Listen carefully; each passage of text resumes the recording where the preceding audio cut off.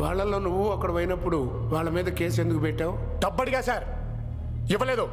వాళ్ళకి నాకు చెడిపోయిందంటే బ్లాక్మెయిల్ చేద్దాం డిసైడ్ అయ్యా. సీడీ ఉందని అబద్ధం చెప్పా, నమ్మలేదు సార్. కేసు పెట్టా, భయపడి పారిపోయారు సార్. నిన్న కోర్టులో నేను పెట్టింది బ్లాంక్ సీడీ అని మీ అందరికీ తెలిసిపోయిందంటే అయినా ఇంకో ప్రూఫ్ ఉందని అబద్ధం చెప్పా.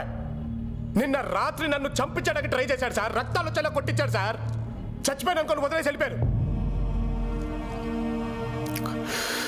చావుదాకా వెళ్ళి నాకు అప్పుడు అర్థమైంది సార్, ఆ అమ్మాయి ఎంత నరకయాతను అనుభవించిందో అని. పశ్చాత్తాపం మొదలైపోయింది.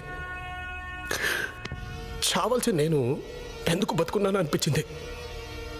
ఇన్ని కోట్ల మంది జనం, దేవాలయం లాంటి కోర్టు, దేవుళ్ళు లాంటి మీరు, మీ అందరికీ నిజం చెప్పడానికి బతుకున్నాను అనిపించింది సార్. ఇప్పుడు కూడా సార్ ఈ ఎదవ కొందాం ట్రై చేశాడు సార్, బయట కోర్టు మెట్ల మీద. ఇంకా నాకు డబ్బొద్దు సార్, నాకు నిజం కావాలి సార్. మేమందరం దీప్తికి చాలా అన్యాయం చేసాం సార్, మమ్మల్ని వదలొద్దు.